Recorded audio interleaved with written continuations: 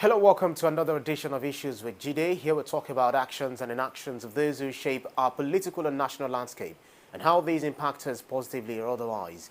I'm Ibrahim Shita. Today on the show, APC, PDP, SDP in titanic battle for Ekiti Government House. Also, Tinubu, Atiku, Obi beat INEC deadline, submit running mates. And later on the show, Father Mbaka apologizes to Peter Obi over stinginess accusation. In the course of the program, we'll take your questions, but first, subscribe to our YouTube channel and drop your questions in the comment section. I have joining me via Zoom, the maestro himself, Babajide Kolade-Otitoju. It's good to see you, BKO. Good afternoon, Ibrahim Shita. Thank you very much, sir. Now, the ruling All Progressives Congress, People's Democratic Party, Social Democratic Party, and 13 other political parties are jostling to produce the next governor of Ekiti State in today's election. How would you assess the conduct so far? Well, the conduct of the election has been good enough by our most recent standards. The turnout has been very impressive. No one is talking about voter apathy as it concerns this election. The people have turned out in impressive numbers, especially the elderly. Yes, we know that in our country, the elderly tend to come out more on election days. This particular election has been so, the turnout has been so impressive, and the elderly people have really dominated in terms of voter turnout. This is impressive. I'm happy about the turnout because voter apathy is not a good thing. An election that takes place once in 4 years, the people ought to show greater interest in it. And I'm happy that this Ekiti election, the people have really turned out impressively. Now, on the issue of deployment of materials to polling centers, this is a problem. This is usually something that INEC has had to grapple with over the years. But in this Ekiti election, INEC has done well in terms of deployment of ballot materials to the polling centers in good time. Cases of ballot materials not getting to polling centers early enough have not been widespread this time around. It is something that we usually grapple with on election days, but I'm happy that this time around it was not a problem that we can come and complain about here. So that is also something that makes me happy. In terms of security, the deployment of security operatives has been impressive for at least for the past few days. We saw signs of rapid deployment, and this election, the impressive security has clearly made the election very peaceful, despite the fact that the campaigns leading to this election were characterized by violence in some places, but largely the conduct of this election has been peaceful. What I found reprehensible, what I found unacceptable in this election is the inducement of voters and security men with money by politicians. the politicians have been sharing money to voters on a scale never before seen in an election in our country. The parties are sharing money to voters or shared money to voters based on their strengths. And an APC agent is known to have been arrested by the EFCC over this. Parties were sharing 10,000 naira to voters, some shared 7,000 voters. The lesser parties share 5,000 each to voters. We have a situation in which agents will match voters to a particular spot in the voting area, line them up, and then give them money.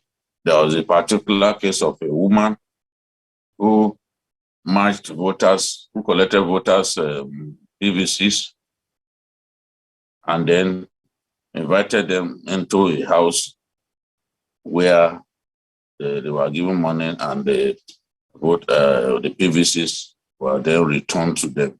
I also noted that some voters, after casting their ballots, will use their phones to snap the ballots that they have snapped. I mean, the ballot paper. They will use their phones to snap the ballot paper and then go and show the party agents, who will then pay them for voting for the party. I mean, what INEC had always said was that no one should bring his phone to the polling area. A situation in which voters were allowed to bring their phones to the voting area clearly compromises the integrity of the election. Where voters can actually snap pictures of their ballot papers is completely against the INEC rule book, because this will enable the voters to show to agents who will pay them money the evidence that they indeed voted for the party, so that they can be paid. This is not good enough. No matter how we try to improve the conduct of our election through the bimodal voter authentication system, if politicians continue to buy the conscience of people, buy the conscience of security agencies, buy the conscience of voters, then all the innovations that INEC is coming up with to ensure that the electoral process becomes more and more credible, more and more believable,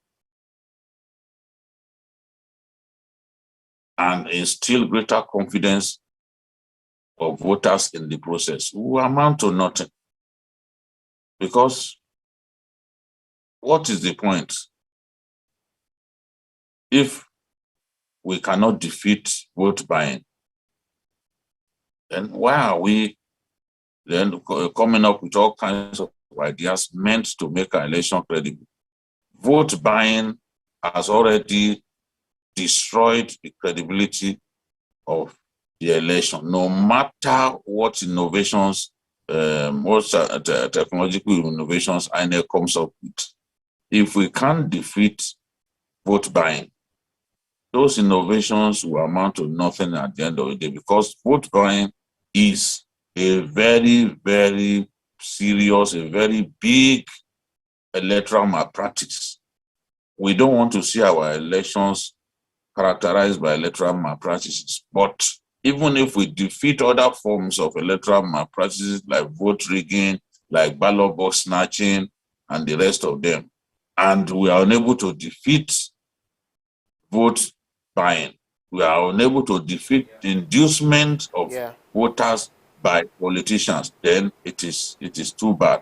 It is too bad. Absolutely. I feel really sad about what is going on in Ekiti. Right.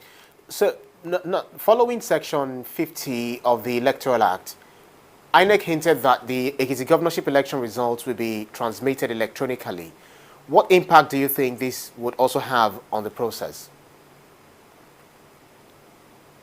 Yes, of course, it will make the process more transparent, more believable, and it will instill, it will broaden the confidence of the ordinary voter in the process.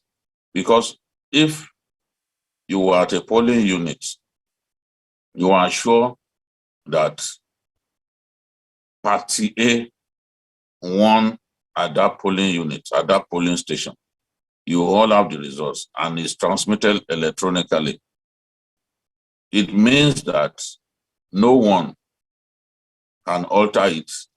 It means that the human influence or interference is reduced drastically. What we want to see more and more are technological innovations that will reduce the human intervention in our electoral process. That's what we want to see.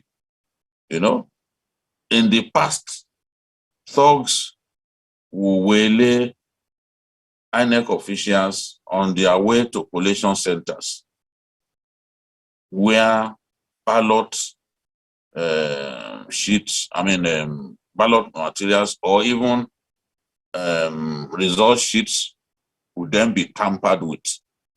But once it's electronically transferred, the possibility of tampering with the election results has arrived at the polling center is completely removed. That's why many people want us to use this electronic transmission of results more and more, because we know that a lot of the rigging actually takes place when when electoral, when result sheets are being moved from polling stations to collation centers. So they don't have to be physically moved. Once they are transferred electronically, that sorts it out, and the incidence of people or thugs or other individuals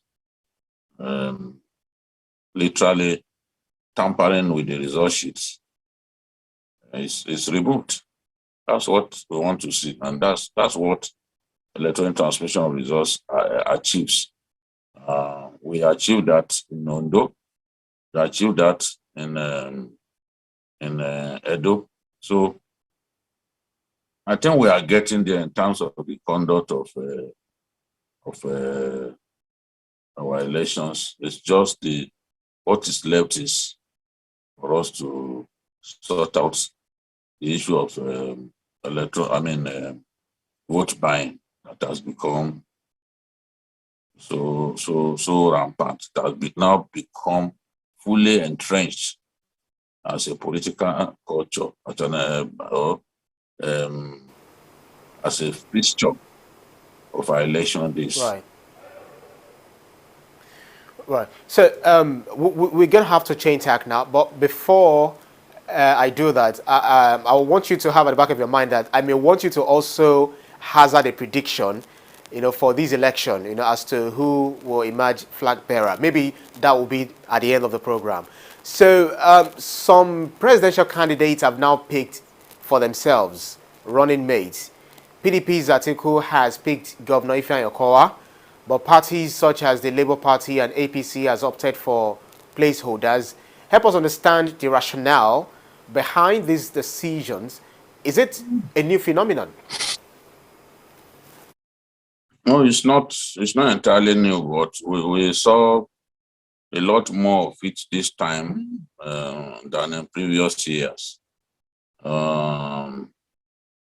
It's just evidence of the inability of our political parties, of our of flag bearers of parties to decide in good time. I mean, politicians had a long notice. They got a long notice from INEC in terms of INEC's calendar, in terms of INEC's timetable. There is no reason in the world why a politician shouldn't determine his running mate quickly, even before you make up your mind to contest. You ought to have a running mate in mind. But as we have seen, a lot of factors are involved. Political parties, decision makers within the parties get involved, and every party wants to win. And somehow we have come to the conclusion that the running mate is crucial. A good running mate is crucial to electoral victory, especially at that level. So what we are saying is standard bearers of the parties are taking their time trying to arrive at the best possible running mate. In the case of the PDP, as they did for now, they have provided leadership again. Remember, the PDP did not waste time in conducting its primaries. It did not need the extension that INEC offered to the parties.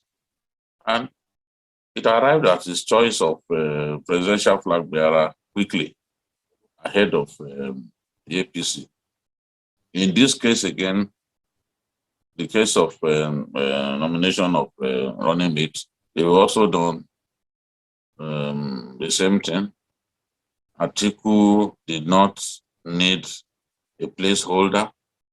What is the point in going for a placeholder? What if the placeholder decides to go rogue? What do you do?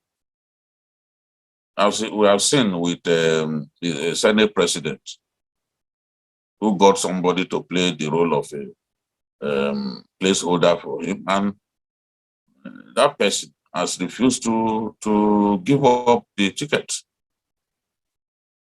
So the APC has opted for a placeholder so that when INEC opens the window for substitution, they can then replace the placeholder with the person who would actually go into the presidential race with the standard bearer of the party.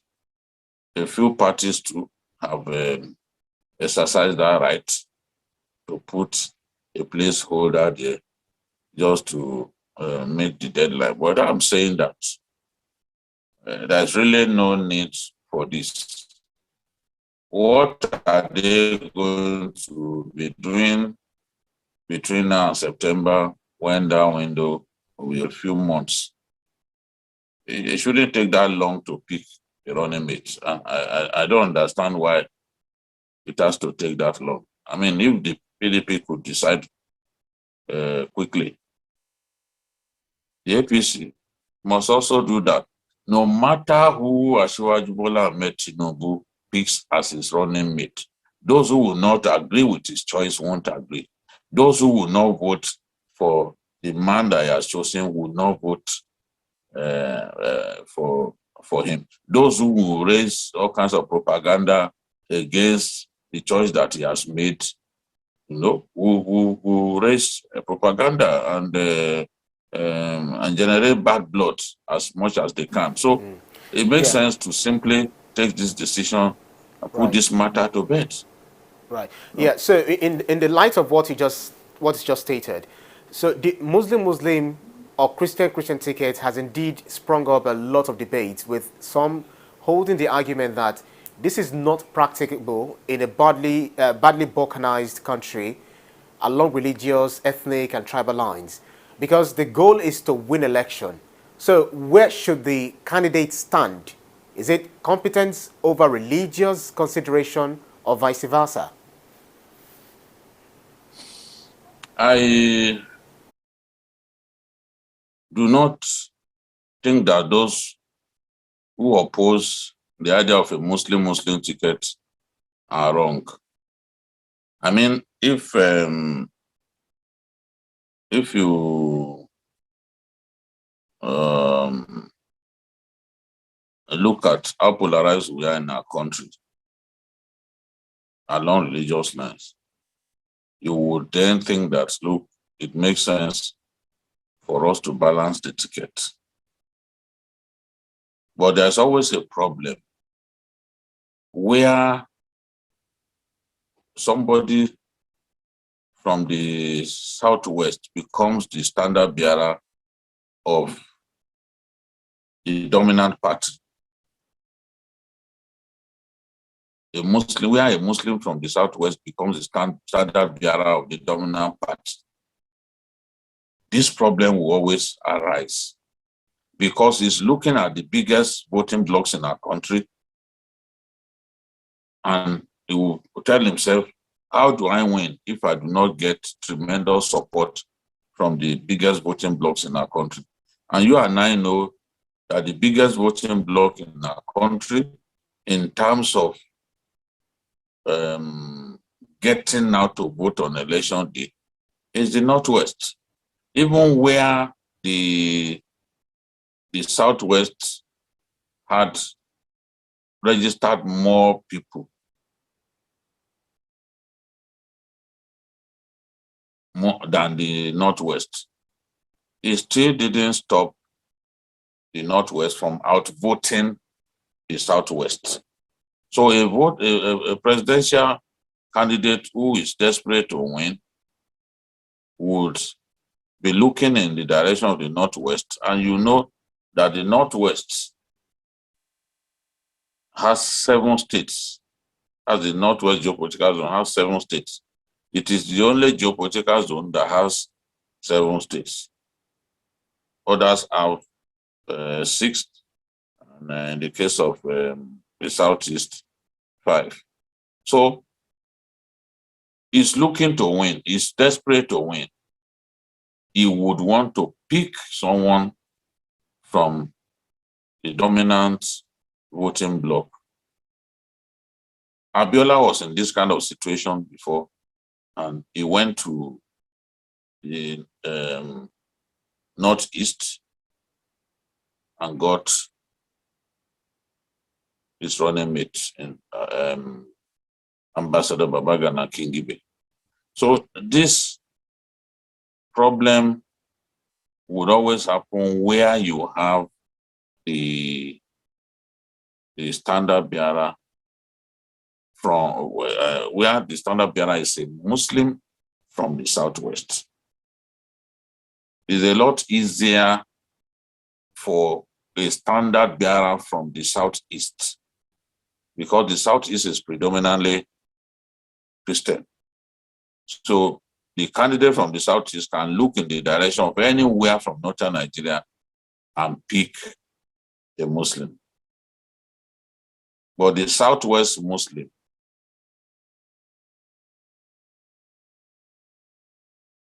does not have that kind of privilege. Well, he is already Muslim, is looking to balance. But if he wants to balance from a big voting bloc, the big voting blocks are largely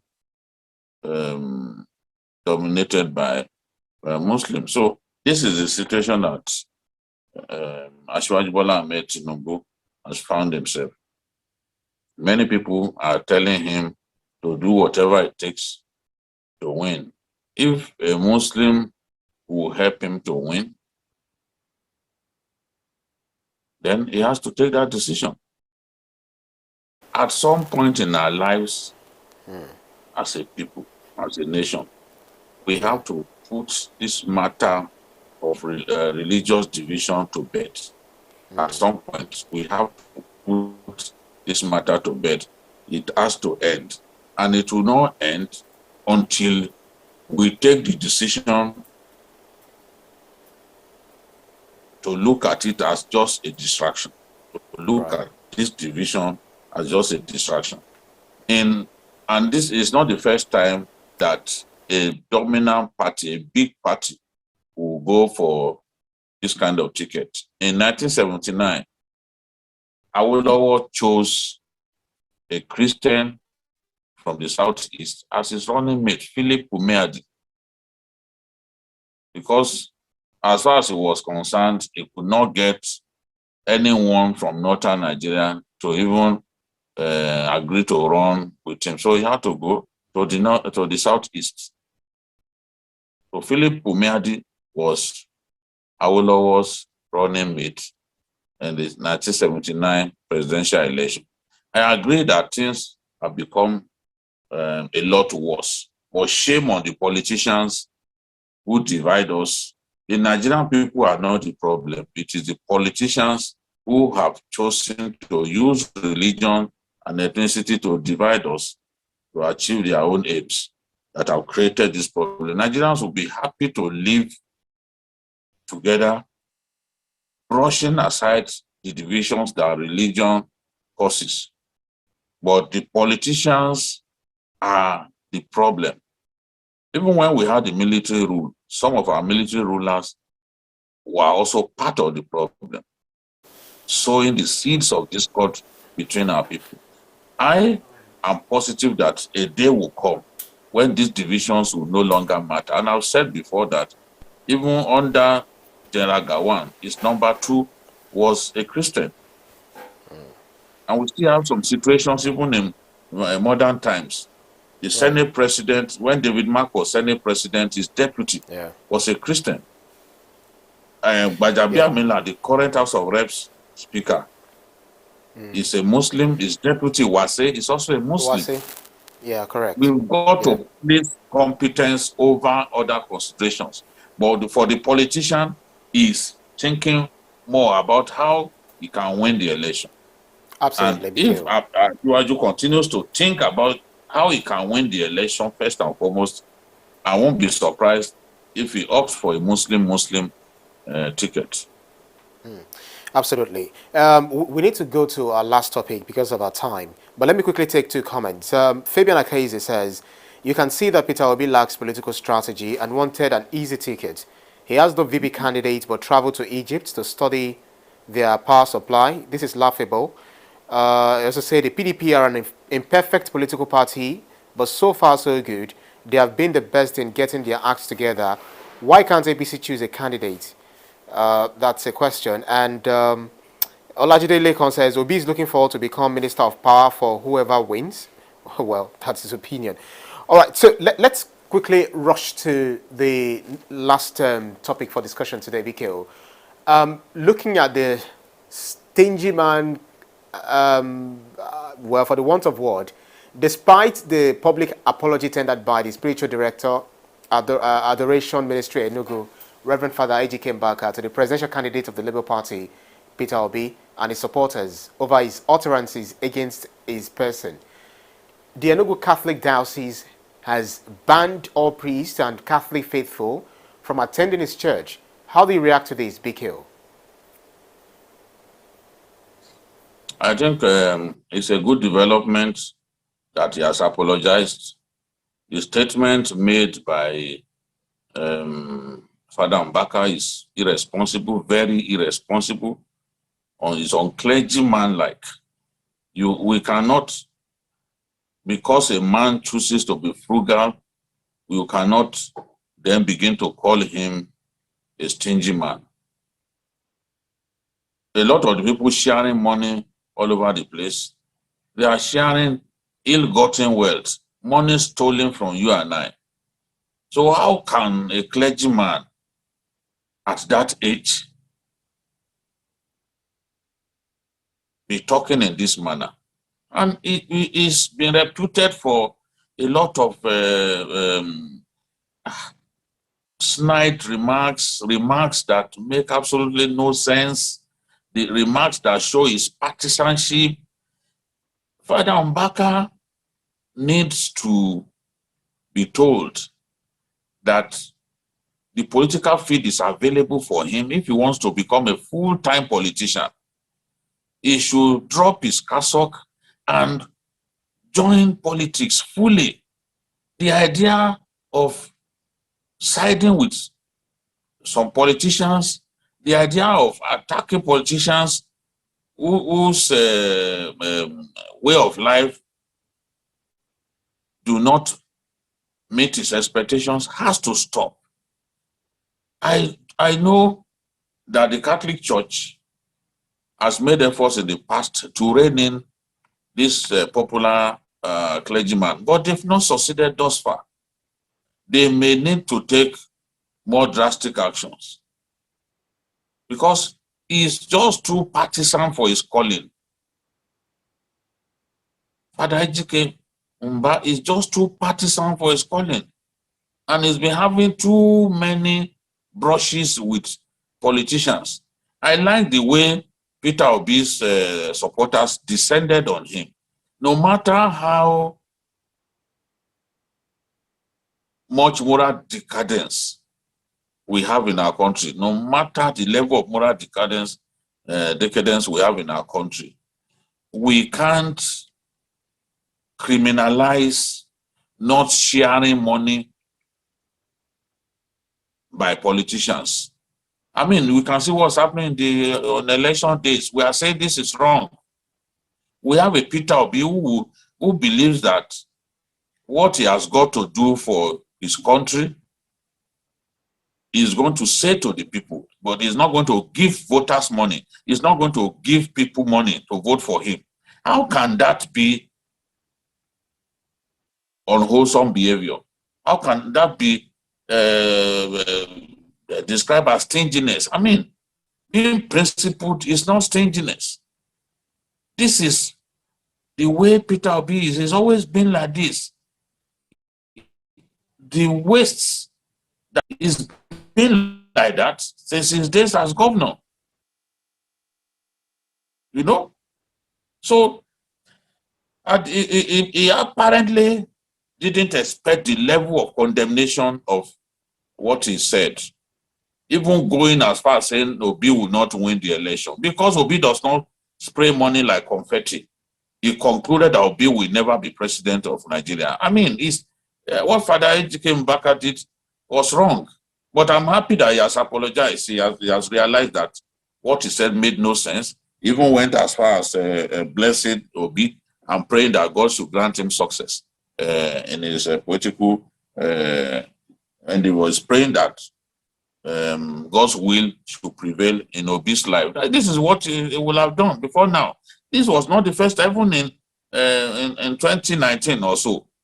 He also attacked Obi, accusing him of not doing anything for the church. I mean, this is disgraceful. If the Catholic Church would take a decision to even shut down his church because of the embarrassment that Father Ejike Mbaka has constituted to the church, honestly, I will not quarrel with it. We need more people like Obi who are principled. They may not win election, but when we clean up our political process, when we change our political culture, such people will begin to win elections. Such honest people. It shouldn't just be only the people who can give money to voters that should be able to win elections. People should be able to stand for election and win without inducing voters, without inducing security men, without even inducing party leaders.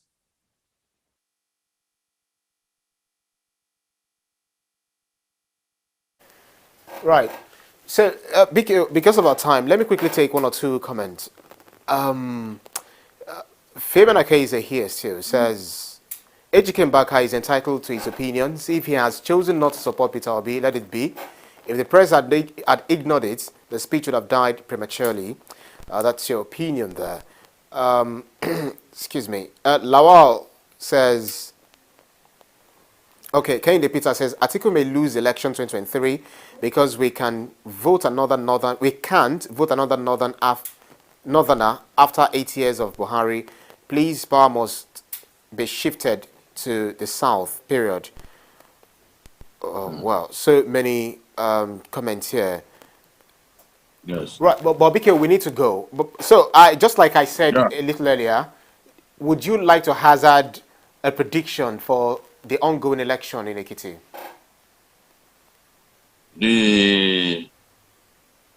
Let me just say quickly that Father Mbaka is a newsmaker. My friend who said if the press had ignored it, it would not have been an issue. He's a newsmaker. He's popular. The press goes after popular people. Obi has become popular today. Father Mbaka is popular. There's no way he will make that kind of comment and the press will not report it. It's our job to report this kind of things. It is Father Ejike's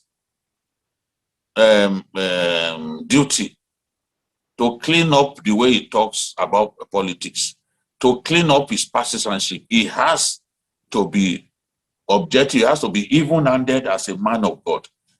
Brazen partisanship that is demonstrating is unheard of. It is not good. So let's condemn who deserves to be condemned. What he said about Obi, I may not be a supporter of Peter Obi. I don't see myself supporting him. But I do not also agree with what Father Ejike Mbaka has said about him, that he will not win, he will never be president. It's not God that he won't win because he's stingy. No, it is not what he has not committed any crime. And I'm happy with what Bianca Ono has said. Somebody who worked for his people, who delivered infrastructure for his people, his focus is different. He is not focused on sharing money to people all over the place. As for the election in Ekiti, well, so many variables come into play. Vote buying and all that. I think that in the final analysis,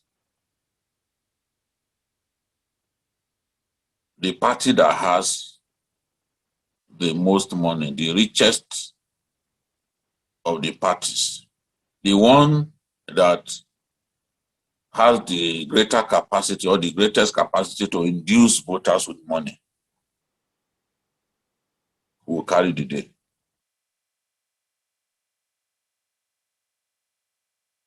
That's amazing. That's all I see. Because the election has been reduced to who has more money now. Yeah. So the one who has more money than others will carry the day. If it is the APC, then exactly the same thing. Will win. Between the two parties, between the three dominant parties, I expect victory to go to either the APC or the SDP. The SDP has been doing well. Yes, so the richer of the two parties should carry the day. All right, we'll see how it goes. It's just a matter of tonight and tomorrow, and see where it all pans out to be at the end of the day. That's our show for today's edition of Issues with Jide. Special thanks to you, Babajide Kolade-Otitoju, for those insightful analyses as always. Thank you. Thank you. Right. And thanks to you too, our audience, for joining us on every edition. You can see the program again anytime by subscribing to our YouTube channel, TVC News. Click on the subscribe button to get the latest information. I'm Ibrahim Shita. See you again next edition. Bye for now.